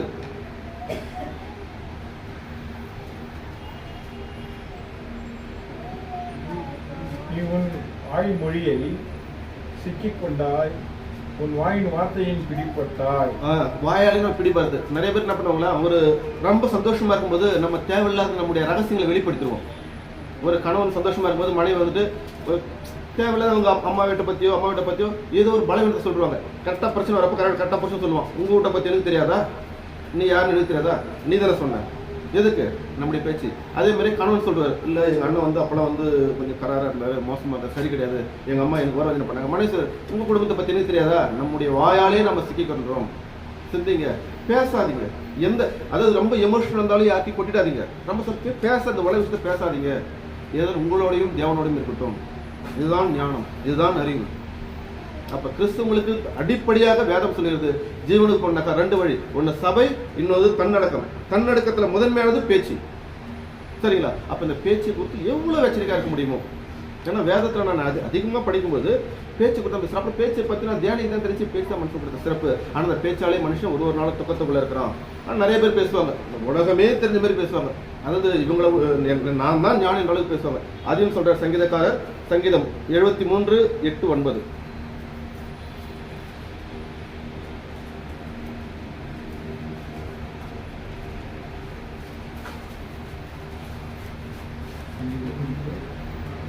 சங்கீதம் 73:8. சங்கீதம் 8ஆம் அதிகாரம் சங்கீதம் 73வது 73 73 சாப்டர் 73 இல்ல. சங்கீதத்தில் இருக்கு. சங்கீதத்துல இருக்குது சார். 50 150 இருக்கும் பிரதர். அதுல சங்கீதமோ சாரி 73 8 9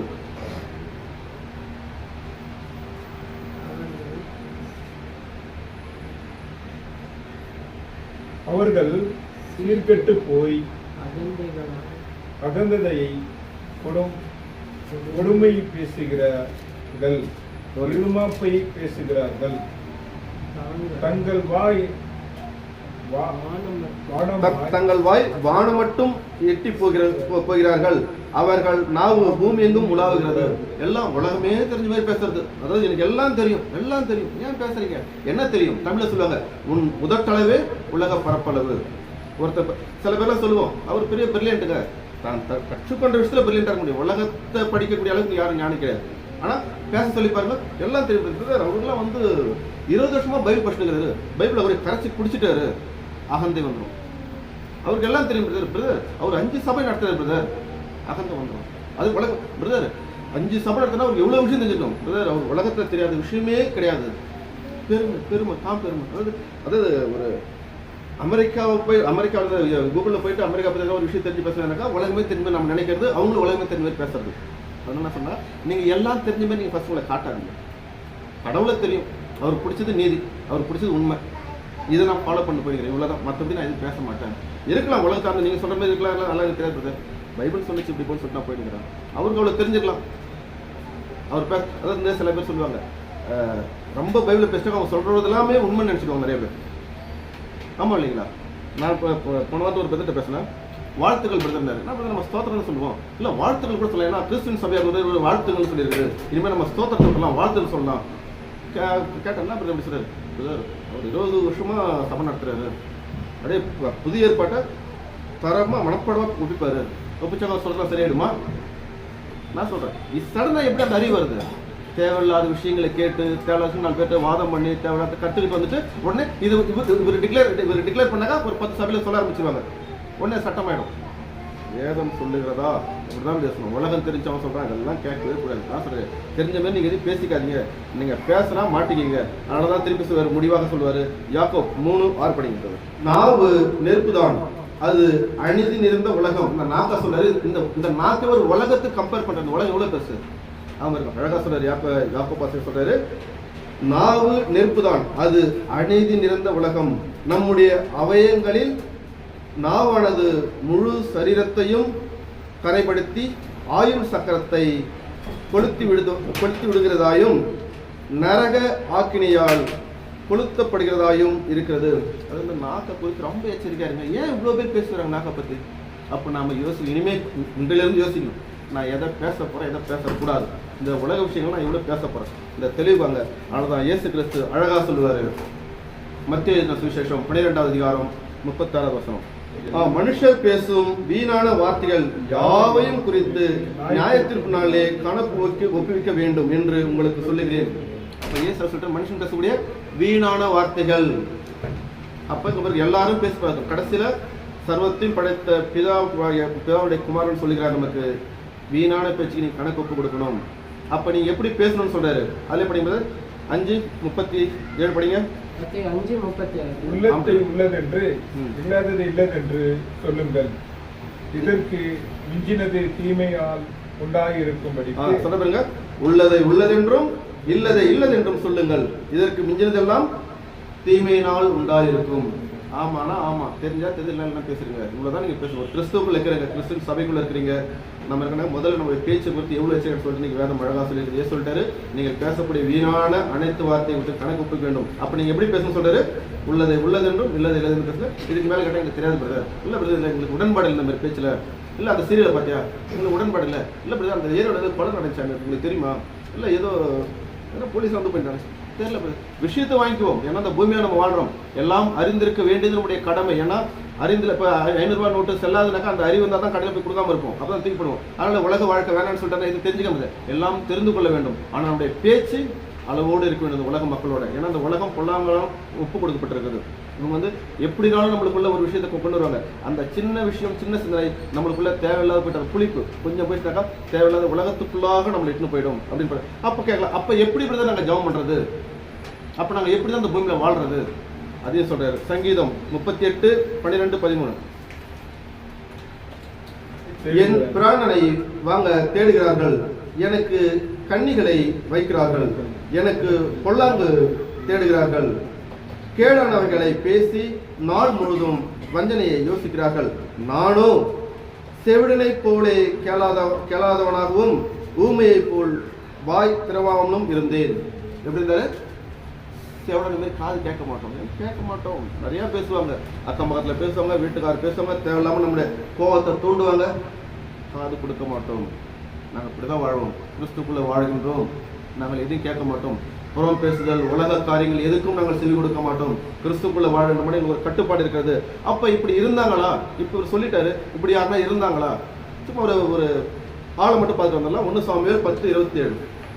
கினியாலை மக்கள் இவனோ நம்முடைய ரட்சிக்கப்படுகிறவன் என்று சொல்லி அவனுக்கு கனி கொடுக்காமல் அவனை அசத்த பண்ணினார்கள். அவனே காது கேளாதவனு போல் இருந்தான். எப்படி இருந்தார் அவரு? அது வந்து சவுல வந்து ராஜாவை வந்துட்டு டிக்ளேர் பண்ணியாச்சு. ஸோ அறிவிச்சிட்டாங்க. இவனை நம்மளை ஆள்றது ஒரு மாதிரி பின்னாடி ஒரு மாதிரி புறம் பொறுத்து பேசினாங்க. அவர் எப்படி இருந்தார் அந்த டைம்ல? காது கேளாதவர் போல் இருந்தார். நம்முடைய வாழ்க்கையிலும் நாம் பேசுகின்றதிலும் கேட்பதை குறித்தும் கவனமாக இருக்கணும். அப்படி என்றால் நம்முடைய ஜெபம் எப்படிப்பட்டதாக இருக்க வேண்டும்? அதே திருப்பி சொல்ல நம்ம வேதத்துல இல்லாத ஒரு விஷயமே கிடையாது. அப்ப காது கேளாதவன் போல இருந்துட்டாரு, அந்த மாதிரி வாழ்ந்து காட்டி சொல்லிட்டாரு. அப்ப என்னுடைய ஜெபம் எப்படி இருக்கணும்? அதையும் சொல்லுகிறார் சங்கீதக்காரர் 141:3.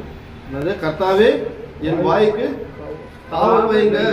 என் வாயை கட்டுப்படுத்த முடியல. பிரதர் இவ்வளவு உபதேசம் பண்ணாரு, எல்லாம் பேசுறாரு, இருந்தாலும் மனைவி பேசினா பதில் பேசாம இருக்க முடியல, கணவன் பேசினா பதில் பேசாம இருக்க முடியல, போன்ல யாருன்னா என்ன சொல்லிட்டாங்கனாக்கா அதை பத்தி புலமாம இருக்க முடியல. அப்ப என்ன கேட்கணும் என்னுடைய ஜெபத்தில்? கர்த்தாவே என் வாய்க்கு ஒரு கூட்ட போடுங்க.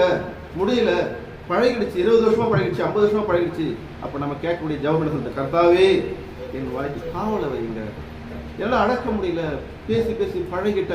ஒரு வார்த்தை ஊர்ல இருந்து பேசுறாங்க, அவங்க யதார்த்தம் பேசுறோட என் மனசு தப்பா யோசிக்குது, அதை பற்றி குழம்பினேக்குது. வீட்டுக்காரர் அவங்களை குறை சொல்லாம என்னால இருக்கவே முடியல, கணவன் அவரை பத்தி குறை சொல்லாம இருக்கவே முடியல, அவங்கள பத்தி பேசாம இருக்கவே முடியல.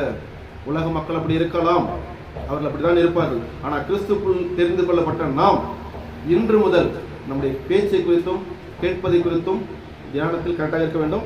நேரம் இல்லை, ஏன்னா இன்னும் நிறைய இருக்குது. கோபம், வைராக்கியம், கூக்குரல், சண்டை, தீமைன்னு சொல்லிட்டு ஒன்று கீழே இவ்வளோ வசனங்குது. இன்னைக்கு படிச்சா ஆயிடும், 12 மணி ஆயிடும். அதனால இந்த வாரம் பேச்சோட முடிச்சுக்கும். தியான சுத்தமான அடுத்த வாரம் இதை தொடர்ந்து, அதாவது ஜீவனுக்கு போகிறதுக்கான இந்த செல்ஃப் கண்ட்ரோல் ஒழுக்கங்கள் என்னென்ன இருக்குது அதை நம்ம தியானிச்சு நம்மை நாமே ஒரு கட்டுப்படுத்தி அந்த இடுக்கமான வாசல் வழியாக போகிறதுக்கு முயற்சி செய்வோம். சரிங்களா? அப்போ இடுக்கமான வாசலை நம்ம நினச்சிட்டு இருப்போம் இந்த ஏதோ சபையை பற்றி, வேற ஏதோ உலகங்களை பற்றி. அப்படி கிடையாது. என்னுடைய தனிப்பட்ட ஒழுக்கம் தான் அந்த இடுக்கமான பாதை. 2வது சபைக்கு வருவது, வேதத்தின்படி சபை முறைமையை அனுசரிப்பது. சரிங்களா? அப்போ முதலாவது தன்னுடைய ஒழுக்கம் இல்லாமல் சபைக்கு வந்தால் வீண். அந்த ஒழுக்கத்தினுடைய முதல் படி தேவன் சொன்னது உங்களுடைய பேச்சு. 2வது படிப்படியாக வரும் தேவனுக்கு சுத்தமான. அடுத்த வாரத்தில் இதை குறித்து தியானிக்கலாம். உங்களுடைய பொறுமையான கவனத்துக்கு நன்றி. கண்களை மூடுவோம். உட்கார்ந்து பண்ணலாம். கண்களை மூடுவோம். மனதை ஒருநிலைப்படுத்துவோம். இதோ இந்த நாள் வரை என்னுடைய வாழ்க்கையில் அதிகமாக பேசியுள்ளேன். தேவையில்லாத புலம்பல்கள், என்னுடைய பொருளாதாரத்தை பற்றின ஒரு புலம்பல், கணவனை பற்றின அறியாமையினால் தேவையற்ற கோபத்தால் பேச்சுகள், மனைவி பற்றி புரிந்து கொள்ளாததால் தேவையில்லாத வார்த்தைகளால் சண்டை, ஒரு வார்த்தைக்கு 2 வார்த்தை, 2 வார்த்தைக்கு 4 வார்த்தை, ஏதோ அலைபேசியில் யாராவது எதை சொல்லிவிட்டால் அதை குறித்து எப்போதும் மனைவியோடு நான் புலம்புகிறதோ கணவனோடு புலம்புகிறதோ இப்படியாக இருந்திருப்போம். அவைகளெல்லாம் நேரத்தில் ஒரு மனதில் ஒரு முடிவு பெறுவோம். வேதம் சொல்லுகிறது, உங்களுடைய தேவையில்லாத பேச்சை குறித்து கணக்கு கொடுக்க வேண்டும் என்று. இன்று முதல் என்னுடைய பேச்சினுடைய அளவு எவ்வளவாக இருக்க போகிறது? நான் கேட்கக்கூடிய காரியங்கள் என் வாழ்க்கைக்கு பிரயோஜனமா? இது கிறிஸ்துக்கு பிரியமா? வாழ்வது நான் அல்ல, எனக்குள் வாழ்வது கிறிஸ்து என்றால் அந்த கிறிஸ்துவுடைய வார்த்தை எப்படி இருக்கும், கிறிஸ்து கேட்கக்கூடிய விஷயங்கள் எப்படி இருக்கும். இதாவே கிறிஸ்துவை பிரதிபலிக்க தான் எங்களுக்கு இந்த வாழ்க்கை கொடுத்திருக்கின்றேன், அழைப்பு எடுத்திருக்கின்றேன். அதற்கு உகந்த மாதிரி நாங்கள் வாழணும். இன்று முதல் அந்த முடிவெடுக்கின்றோம். உங்களுடைய வார்த்தையை கொண்டு எங்களை ஆசீர்வதிங்க, பலப்படுத்துங்க என்ற அந்த எண்ணத்தோடு நாம் ஒரு முடிவெடுப்போம். திரு ஜபசேவம். சர்வத்தையும் படைத்த சர்வ வல்லவரை ஸ்தோத்திரம்ப்பா. இந்த நாளுக்காகவும் நேரத்துக்காகவும் நன்றி செலுத்துகிறோம். அப்பா பிதாவே, நாங்கள் கேட்ட வார்த்தைகள் யாவும் எங்களுக்குள் அறிவாகவும் ஞானமாகவும் நல் சிந்தனையாகவும் இயங்க வேண்டும் தந்தையே. வேதம் சொல்கிறது, நான் கூறு வசனங்கள் ஆவியும் ஜீவனும் என்று. அப்படிப்பட்ட இந்த ஆவிக்குரிய வார்த்தைகள் எங்களுக்குள்ளாக மிகப்பெரிய மாற்றத்தை ஏற்படுத்தும் தந்தையே. ஏற்படுத்தக்கூடிய அளவுக்கு எங்களை நாங்கள் கட்டுப்படுத்தவும் ஒழுங்குபடுத்தவும் ஞானத்தை அருளி ஆசைப்படுங்கப்பா. கேட்டவைகள் யாவும் எங்களை விட்டு விலகாதபடிக்கு உம்முடைய குமாரனுடைய சிந்தைக்குள்ளாக எங்களை வைத்து வழிநடத்துங்கப்பா. எப்பொழுதும் உமக்கு உகந்த வாழ்க்கை வாழ வேண்டும். பிறப்பில் அல்ல, வாழ்வல்ல, இறப்பிலும் நாங்கள் நித்தியத்தில் உம்மோடு இருக்க வேண்டும். அதற்கான ஒழுக்கமும் கட்டுப்பாடும் சபை கொடுதலும் எப்பொழுதும் நாங்கள் அனுசரிக்க தந்தி. நாங்கள் கேட்டதை நீர் கொடுப்பீர் என்ற விசுவாசத்தோடு இந்த சிறு ஜபத்தினை உலக ரட்சகர்களான ஒரு நேசகுமாரனும் ஆகிய இயேசு கிறிஸ்துவின் நாமத்தில் பிதாவே, ஆமென்.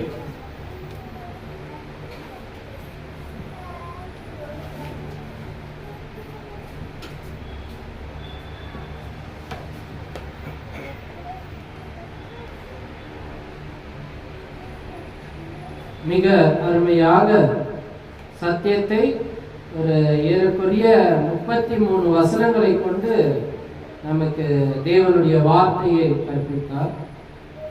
நித்திய ஜீவனுக்கு போற பாதை எப்படி, தேவன் ஆதாம் ஏவாளை எப்படியாக அவர் உண்டு பண்ணினார், நம்மளுடைய வார்த்தை நாக்கு எப்படியாப்பட்டது, அதனுடைய சொற்கள் எப்படி இருக்க வேண்டும், நாம் தேவனிடத்தில் எப்படி ஜெபிக்க வேண்டும் என்று சத்தியத்தை மிக அருமையாக நமக்கு தெளிவுபடுத்தினார். அதற்காக சபையின் சார்பாக வாழ்த்துக்களை தெரிவித்துக் கொள்கிறோம். அடுத்ததாக நம் கர்த்தரின் பந்திக்குள்ளாக செல்லலாம். அதற்கு முன்பாக ஒரு பாடலுக்குள்ளாக சென்று நம் கர்த்தரின் பந்திக்குள்ளாக கைக்கொள்ளலாம். பாடலில் 137ஆம் பாடல் வரிசைப்படி சகோதரி சபை பாருங்கள். கிறிஸ்துவின் சபையாரே, கீதங்கள் பாடிடுவோம். கிறிஸ்து இயேசு நாமத்தினால் நாம் பிதாவை தொழுதிடுவோம். கிறிஸ்துவின் சபையாரே, கீதங்கள் பாடிடுவோம். கிறிஸ்து இயேசு நாமத்தினால் நாம் பிதாவை தொழுதிடுவோம். வாரத்தின் முதல் நாள் ஒன்று கூடுவோம். கர்த்தரின் பந்தியில் பங்கு பெறுவோம். வாரத்தின் முதல் நாள் ஒன்று கூடுவோம். கர்த்தரின் பந்தியில் பங்கு பெறுவோம். கர்த்தரின் வசனம் கைக்கொள்ளுவோம். கர்த்தரை மகிழ்ந்து களி கூறுவோம். கர்த்தரின் வசனம் கைக்கொள்ளுவோம். கர்த்தரை மகிழ்ந்து களி கூறுவோம். கிறிஸ்துவின் சபையாரே, கீதங்கள் பாடிடுவோம். கிறிஸ்து இயேசு நாமத்தினால் நாம் பிதாவை தொழுதிடுவோம். கிறிஸ்துவின் இரத்தத்தால் மீட்கப்பட்டோம். கிறிஸ்துவின் சபையாய் கூடுகிறோம். கிறிஸ்துவின் இரத்தத்தால் மீட்கப்பட்டோம். கிறிஸ்துவின் சபையாய் கூடுகிறோம். கிறிஸ்துவின் சபைக்கு தலையாவராம். கிறிஸ்துவின் உபதேசம் பற்றி கொள்ளுவோம். கிறிஸ்துவின் சபைக்கு தலையாவராம். பற்றிக் கொள்ளுவோம். கிறிஸ்துவின் சபையாரே, கீதங்கள் பாடிடுவோம். கிறிஸ்து இயேசு நாமத்தினால் நாம் பிதாவை தொழுதிடுவோம். சத்திய வழியை அறிந்து கொள்வோம். சதாகாலமும் அதில் நிலைத்திருப்போம். சத்திய வழியை அறிந்து கொள்வோம். சதாகாலமும் அதில் நிலைத்திருப்போம். தேவனின் சித்தம் செய்திடுவோம். தேவனிடம் சேர்ந்து வாழ்ந்து கொள்வோம். தேவனின் சித்தம் செய்திடுவோம். தேவனிடம் சேர்ந்து வாழ்ந்து கொள்வோம். கிறிஸ்துவின் சபையாரே, கீதங்கள் பாடிடுவோம். கிறிஸ்து இயேசு நாமத்தினால் நாம் பிதாவை தொழுதிடுவோம். தேவனின் அன்பு பெரிதல்லவோ, தேவகுமாரனின் கிருபை அல்லவோ. தேவனின் அன்பு பெரிதல்லவோ, தேவகுமாரனின் கிருபை அல்லவோ. பரிசுத்த ஆவியின் ஐக்கியமல்லோ, கிறிஸ்துவின் சபை தேவராஜ்யமல்லோ. பரிசுத்த ஆவியின் ஐக்கியமல்லோ, கிறிஸ்துவின் சபை தேவராஜ்யமல்லோ. கிறிஸ்துவின் சபையாரே, கீதங்கள் பாடிடுவோம். கிறிஸ்து இயேசு நாமத்தினால் நாம் பிதாவை தொழுதிடுவோம். தொடர்ந்து நம்ம கர்த்தரின் மத்தியில் வழிநடத்தும்படி ராஜன் பிரதரை சபையின் சார்பாக அழைக்கிறோம்.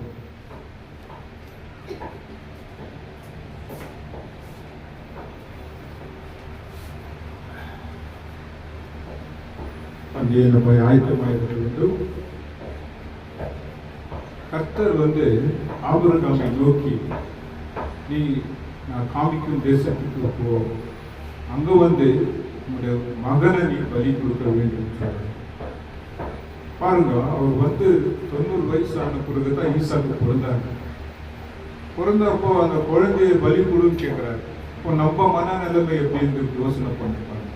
அவர் ஒரு சாக்கு சொல்ல, பையனை கூப்பிட்டுன்னு பலி கொடுக்கறதுக்கு போயிட்டு வெறுங்கெல்லாம் வச்சுட்டு அது மேல கடுத்துட்டு அவர் கத்தி எடுத்து இப்படி நோங்குறாரு. அப்போ அவர் சொல்றாரு, புள்ள மேல கத்தி போடாத.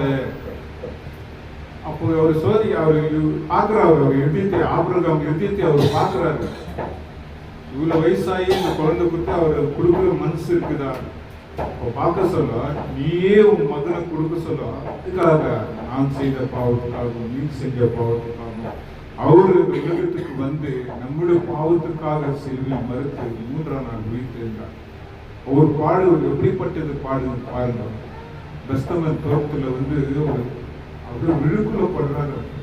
ஒரு விழுக்குலத்தை பார்க்க சொல்ல அந்த வேர்வை ரத்தமா மாறுது. பாருங்க, அப்படின்னா எப்படி இருக்கு அந்த நேரம், அந்த சிச்சுவேஷன் எப்படி யோசனை பண்ணி பாருங்க. ஏன் அவங்க வரணும்? நம்ம செஞ்ச பாவம், நம்ம மோசமான செய்கிற ஒவ்வொரு நாள் செய்கிற பாவம், நம்ம ஒவ்வொரு நாள் செய்கிற பாவத்தினால நம்ம அவர் சிலையில் அறிந்து கொண்டிருக்கு. நம்ம தீர்மானம் பண்ணணும், நம்மளோட வாழ்க்கையை நம்ம தீர்மானம் பண்ணணும். இப்போ அவரோட அப்பத்திய திராட்சை ரசத்தை எடுக்க சொல்ல, நம்ம இதயத்தை நம்ம பரிசுத்தத்தோட நம்ம எடுக்கணும். ஏனென்றான நல்லா அந்த அப்பத்தை எடுக்கக்கூடாது. தயவு செய்து உங்களுடைய இதயத்தை நீங்க ஆராய்ந்து பார்த்து, நான் இது பாத்திரனா இருக்கிறோமா என்று நினைச்சு அப்பத்தை திராட்சை நம்ம வசனத்தை பார்க்கலாம். 1 கொரிந்தியர் 11ஆம் அதிகாரம் 24வது வசனத்தை படிக்கலாம். ஸ்தோத்திரம் பண்ணி அதை அதை புட்டு நீங்கள் வாங்கி புசிங்கள், இது உங்களுக்காக புட்டப்படுகிற என்னுடைய சரீரமாய் இருக்கிறது என்று நினைவு கூறும்படி இதை செய்யுங்கள். இதை வாங்கி புசிக்க போடு நம்ம என்ன வரும், அவரை நம்ம நினைவு கூறுகிறோம். அப்பத்தை நம்ம வானமும் பூமியும் படைத்த தகப்பனே, இதோ இந்த அருமையான வாரத்தின் முதல் நாளிலே சபை கூடி வந்திருக்கிறோம் அப்பா. உமது குமாரன் எங்களுக்காக பட்ட பாடுகளை ஞாபகத்தில் கொண்டு அப்பா, இதோ அவரை சாட்டையால் அடித்தார்கள், அவர் சரீரத்தில் மாம்சம் கிழிக்கப்பட்டது, அதற்கு மாதிரியாக வைத்திருக்கிற அப்பத்தை நீங்க ஆசீர்வதிங்க, பலப்படுத்துங்க. இயேசு கிறிஸ்துவின் நாமத்தில் ஜெபிக்கிறேன் ஜீவனுள்ள நல்ல பிதாவே, ஆமென்.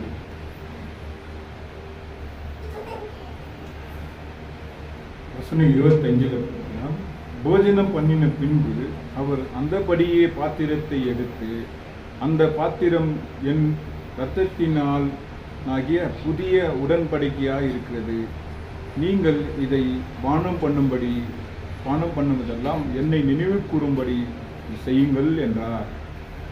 இதே மாதிரி திராட்சை ரசம் அவர் ரத்தமாக இருக்கிறது, அதை நம்ம பானம் பண்ணும்படி ஒரு நினைவு கூறும்படி, இதுக்காக ஒரு சபதம் பதிக்க வேண்டும். எங்கள் நேசிக்க நல்ல தகப்பனே அப்பா, வானம் பூமியை படைத்த சர்வ வல்லமுள்ள தேவனே அப்பா, இதோ நான் செய்த ஒவ்வொரு பாவத்துக்காக ஆண்டவரே, நீங்க உங்களுடைய ஒரே குமாரன் அந்த உலகத்துக்கு அனுப்பி உங்களுடைய ரத்தத்தால் எங்களை கழுவி எங்களை மீட்டுக் கொண்டீரப்பா. ஒரு சொட்டு ரத்தம் எங்களுக்காக செஞ்சு எல்லாம் அந்த இயேசுவின் நாமத்தினால் ஜெபிக்கிறேன் நல்ல தகப்பனே, ஆமென். காணிக்கை சபைக்கு தேவையாக இருக்கிறது. இயேசு கிறிஸ்து பார்த்து கொண்டு இருக்கிறார். ஒரு பெண்மணி எல்லாரும் காணிக்கை பெட்டியில நீங்க காசுகளை போட்டுக் கொண்டிருக்கிறார்கள். ஒரு ஏழை விதவி அன்னைக்கு தான் அந்த அம்மாவுக்கு சாப்பாட்டுக்கு இருக்கிற அந்த காசு தான் 2 காசு. அந்த காசு எடுத்துன்னு கடவுளுக்காக நம்ம போடலாம் அப்படின்னு சொல்லிட்டு போட சொல்லலாம். எல்லாரும் காசை பார்த்த பிறகா, ஆனா அந்த பெண்ணுடைய காணிக்கையை பார்த்து அவர் ரொம்ப சந்தோஷப்பட்டார். ஏன்னா அந்த அன்னைக்கு நாளைக்கு அந்த காசு தான் இருக்குது அந்த அம்மா சாப்பிட்றதுக்கு. ஆனா அந்த காசை தான் கடவுள் ஆசீர்வதிக்கிறார். நீங்க முழு இதயத்தோடு அது உங்களுக்கு விருப்பப்பட்டு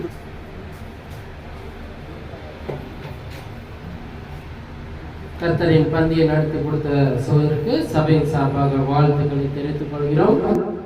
ஞாயிற்றுக்கிழமை காலையில் 9 மணி தொடங்கி 10:30 வரை ஆராதனை நடைபெறுகிறது. அனைவரும் பரிபூர்ணமாக அந்த ஆராதனையில் கலந்து கொள்ளும்படி சபையின் சார்பாக கேட்டுக்கொள்ளப்படுகிறது. ஜெபம் செய்வோம். சர்வத்தையும் படைத்து காத்து வருகிற சர்வல்லவரே பிதாவே, ஸ்தோத்திரம் அப்பா. இது இந்த நாளுக்காகவும் நேரத்துக்காகவும் உங்களுக்கு நன்றி கூறுகிறோம் தந்தையே. அப்பா பிதாவே, இது இந்த வாரத்தின் முதல் நாளிலே உம்மை ஆவியோடும் உண்மையோடும் தொழுது கொள்ளும்படியாக நேர் ஏற்படுத்தி கொடுத்த இந்த சூழலுக்காக உங்களுக்கு நன்றி செலுத்த தந்தையே. அப்பா பிதாவே, இது விவேக் நகரிலே கூடி வந்துள்ள இந்த கிறிஸ்டின் சபையார் ஒரு ஆசிரியப்பா. அப்பா பிதாவே, குறிப்பாக இந்த சபையை நடத்தி வருகிற சபைக்காக ஜெபிக்கிற தந்தையே. அப்பா பிதாவே, உலகத்தில் எவ்வளவு போராட்டம் எவ்வளவு பிரச்சனை அவருக்கு இருந்தாலும் உங்களுடைய சபையை நடத்துவதிலும் ஆத்மாக்களை ஆதாயப்படுத்துவதிலும் மிகவும் வாஞ்சியாகவும் கவனமாகவும் இருக்கிற தந்தையே. அவருடைய பிரயாசத்தை ஆஸ்வதிங்க, அவருடைய குடும்பத்தை ஆஸ்வதிங்க. சங்கீதம் 128 சொல்கிறது போல இவர் நிமித்தம் இவர் குடும்பம் முழுமையாக பிரகாசிக்க வேண்டும் தந்தையே. வளர்ந்து வாசத்தை கொடுங்க. இந்த சபையில் கூடி வந்துள்ள ஒவ்வொருக்காகவும் ஜெபிக்கிற தந்தையே. பூமிக்குரிய ஆசீர்வாதத்திலும் ஆவிக்குரிய ஆசீர்வாதத்திலும் இவர்கள் நிறைவாக இருக்க வேண்டும். இவருடைய வாழ்க்கையை பார்க்கிற யாவரும் கிறிஸ்துக்குள் வாழ்பவர்கள் எத்தனை நிறைவாக வாழ்கின்றார்கள் என்பதை உணரக்கூடிய சக்தியை கொடுத்து அது நிமித்தம் அவர்களும் ரட்சிக்க முடியுமான வல்லமையும் ஞானத்தை கொடுங்கப்பா. அந்தபடியாக இந்த வாரம் தவறுக்காக ஜெபிக்கிற தந்தை. அப்பா பிதாவே, வருகின்ற நாட்களில் நேரத்துக்கு சபைக்கு வரும்படியாக அவர்களுக்கு ஊக்கத்தை கொடுங்க, ஞானத்தை கொடுங்க. அந்தபடியாக உலகமெல்லாம் நடக்கின்ற கிறிஸ்டின் சபைக்காக ஜெபிக்கிற தந்தை. இன்னும் கிறிஸ்டின் சபை பெருக வேண்டும், வளர வேண்டும். தேவனுடைய ராஜ்யம் கடைசி இந்த பூமியின் கடைசி எல்லை வரை சென்றடைய வேண்டும் தந்தை. அதற்கான ஆற்றலை கொடுங்க ஊழியக்காரர்களுக்கு. அந்தபடியாக அடியனுக்காக ஜெபிக்கிற தந்தை. அப்பா பிதாவே, இன்னும் உடைய வேதத்தை அதிகமாக படிக்கவும் நாளுக்கு நாள் அநேகரை கிறிஸ்துக்குள்ளாக அழைத்தர சக்தி வழிபடுங்கப்பா. இன்னும் யாருக்கெல்லாம் ஜெபிக்க வேண்டும் என்று நினைத்திருந்தோமோ மறந்திருந்தால் அவற்றையும் நினைக்கிறது அப்பா பிதாவே, அவற்றையும் நீர் செய்வீர் என்ற விசுவாசத்தோடு இந்த சிறு ஜெபத்தை உலக ரட்சகரும் எங்கள் ஆண்டவரும் உம்முடைய நேசகுமாரனுமாகிய இயேசு கிறிஸ்து நாமத்தில் பிதாவே, ஆமென்.